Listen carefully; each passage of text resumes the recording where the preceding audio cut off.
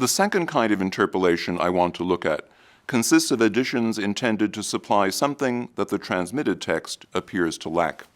In the ancient world and the Middle Ages, readers were often required to correct the text they read without being able to consult an authoritative edition or copy.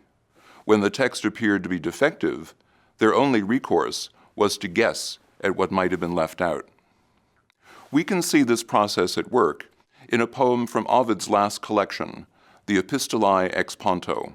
Ovid is describing the bravery of the ancient Caspian king Aegissos in repelling a Getic attack on his city.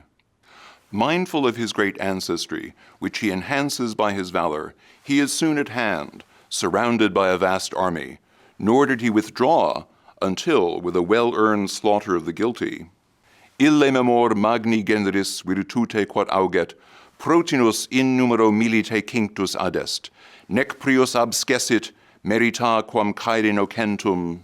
The sense of line 20 can be recovered at least in general terms. For example, he didn't withdraw until he had driven the invaders from his land. The oldest manuscript, a 9th century codex now in Hamburg, called A by editors, omits the line and leaves a blank in its place. In the later tradition, 2 unrelated pentameters appear in this place, neither of which is plausibly attributable to Ovid. One, found in 2 12th century manuscripts known as B and C, reads, Audaces animos contuderit populi, he crushed the bold spirits of the people. This line requires populus, which normally denotes a ruler's own subjects, to refer to a foreign invader, a most unlikely sense. The other line, found in all later manuscripts, has se nimis ulciscens extitit ipse nocens. By taking excessive vengeance, he became guilty himself. This line gives precisely the opposite of the needed sense, blaming the king for what the previous line calls a merita caedes nocentum, a well-earned slaughter of the guilty. Both pentameters are almost certainly attempts by readers to fill the gap left by the omission of line 20. Interpolation of this kind is even more obvious when the supposed lacuna is in fact non-existent. A lovely example comes from Book 11 of Ovid's Metamorphoses, in a passage describing the fate of the poet Orpheus. His severed head has drifted onto the Isle of Lesbos and is about to be savaged by a snake when Apollo intervenes.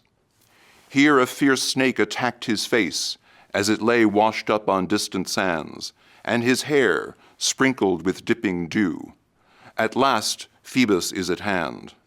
Hic ferus expositum peregrinis anguis harenis os petit, et sparsos dilanti rore capillos, tandem foibus adest. In what is almost certainly the original text, both expositum os, his washed-up face, and capillos, his hair, are objects of petit, attacks, and the syntax is complete. But the reading os petit is preserved only in several 12th century manuscripts, designated by the collective siglum phi.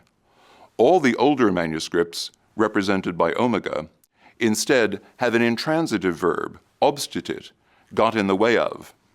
That first error resulted in changes to the case of expositum, the most common of them being to the dative exposito, and more important, also left the accusative capillos with no verb to govern it.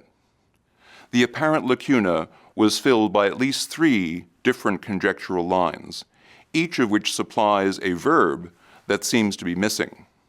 The most widely attested version is lambit et hymniferos inhiat divellere vultus.